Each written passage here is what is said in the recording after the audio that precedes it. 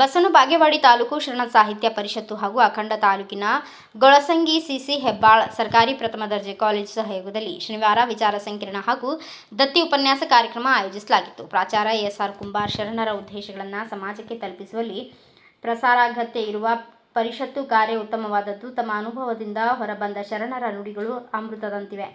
ವಚನ ಉಳಿವಿಗೆ ಫಗು ಹಳಕಟ್ಟಿ ಹಾಗೂ ಎಂ ಕಲಬುರ್ಗಿ ಅವರ ಕೊಡುಗೆ ಅಪಾರವಾಗಿದೆ ಎಂದರು. ಪ್ರಾಚಾರ್ಯ ಎಸ್. ಜಳಕಿ ಶಿಕ್ಷಣದಿಂದ ವಂಚಿತರಾಗಬಾರದು ಎಂದು ಗ್ರಾಮದಲ್ಲಿ ಪದವಿ ಹಾಗೂ ಸಹಕಾರ ಸಂಘ ಸ್ಥಾಪನೆ, ನೀರಾವರಿಗಾಗಿ ಹೋರಾಟ ಮಾಡುವುದರ ಮೂಲಕ ಮಾದರಿ ಜೀವನ ಹೆಬ್ಬಾಳ ಪರಿವಾರಕ್ಕಿದೆ ಎಂದರು. ಅಧ್ಯಕ್ಷತೆ ವಹಿಸಿದ್ದ ಶಸಾಪ ಅಧ್ಯಕ್ಷ ವೀರಣ್ಣ ಬಿ. ಮೂರ್ತೂರ್, ಇಂದಿನ ಯುವ ಜನಾಂಗಕ್ಕೆ ಬಸವಾದಿ ಶರಣರ ವಿಚಾರಧಾರೆಗಳನ್ನು ತಲುಪಿಸುವ ಕಾರ್ಯ ಪರಿಷತ್ತು ಆಯೋಜಿಸುತ್ತಿದೆ.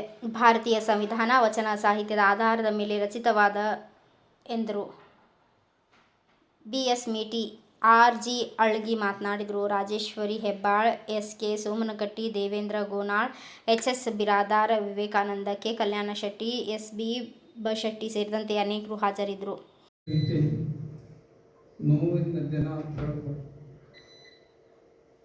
ಬಸವೇಶ್ವರ ಒಂದು ವಚನದಲ್ಲಿ ಕೊನೆ ಸಾಲನ್ನು ಮಾತನ್ನು ನಾನು ಹೇಳ್ತೇನೆ.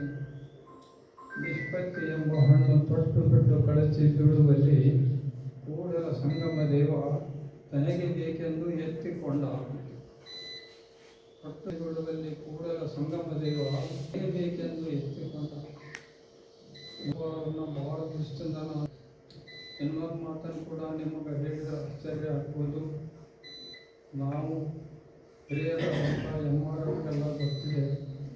ಸುಮಾರು 70-80 ವರ್ಷದಿಂದ ಅದರ ಜೊತೆಗೆ 12ನೇ ಶತಮಾನದ ಶರಣ ಸಂಸ್ಕೃತಿಯಲ್ಲಿ ಏನು ಮಹಿಳೆಯರಿಗೆ ಸ್ಥಾನವನ್ನು ನೀಡಿದ್ರು, ಅಕ್ಕಮಹಾದೇವಿಯನ್ನ ಸ್ಥಾನವನ್ನು ಮಹಿಳೆಯರಿಗೆ ಹೆಚ್ಚು ಸ್ಥಾನವನ್ನು ಕೊಡಲಿಕ್ಕೆ ಕಾರಣೀಭೂತರಾದಂಥ ಪ್ರಥಮ ವಚನಗಾರ್ತಿಯಾದಂಥ ಅಕ್ಕಮಹಾದೇವಿಯನ್ನ ಯಾವ ರೀತಿಯಾಗಿ ಸಹೋದರಿ ರೀತಿ ಕಂಡಿದ್ರು, ಇವತ್ತಿನ ದಿವಸ ಈ ವಚನ ಸಾಹಿತ್ಯ ಶರಣ ಸಾಹಿತ್ಯ ಪರಿಷತ್ತು ಕೂಡ ಕದಳಿ ವೇದಿಕೆ ಅನ್ನುವಂಥದ್ದು ಒಂದು ಮಹಿಳೆಯರ ಕದಳಿ ವೇದಿಕೆಯನ್ನು ಪ್ರಾರಂಭ ಮಾಡಿ ಇಡೀ ರಾಜ್ಯಾದ್ಯಂತ ಮಹಿಳೆಯರಿಗೆ ಸ್ಥಾನವನ್ನು ಕೊಡುವಂತ ಕೆಲಸವನ್ನ ಈ ಶರಣ ಸಾಹಿತ್ಯ ಪರಿಷತ್ ಮಾಡ್ತಾ ಇದೆ.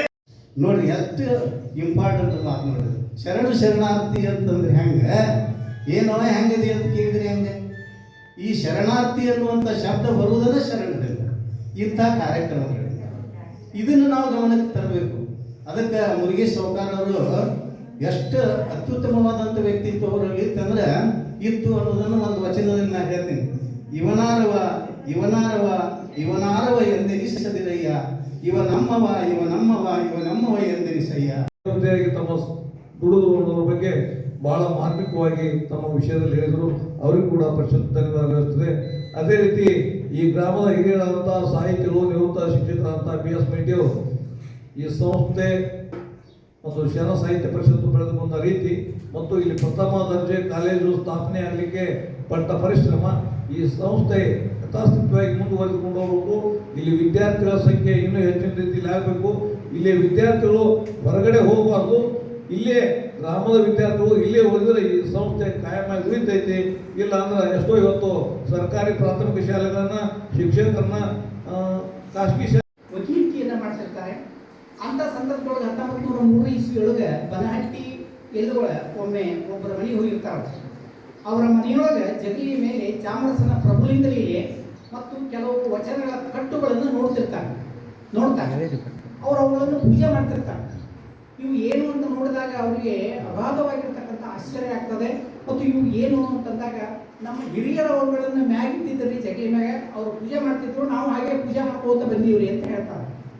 ಅವುಗಳನ್ನು ಬ್ಯೂರೋ ರಿಪೋರ್ಟ್ ಗುರುರಾಜ ಕನ್ನೂರ್, ಭಾರತ ವೈಭವ news, Basavana Bagewadi. Thanks for watching. Read, discuss and debate with editor Dr. Yan Prashant Rao. Wanted reporters in print, digital and visual media for Bharat Vaibhav Daily Newspaper, BV News 5 Channel and BV Fast Web News from all the talukas of Karnataka, Goa and Maharashtra. If interested, send your resume to 9019229369.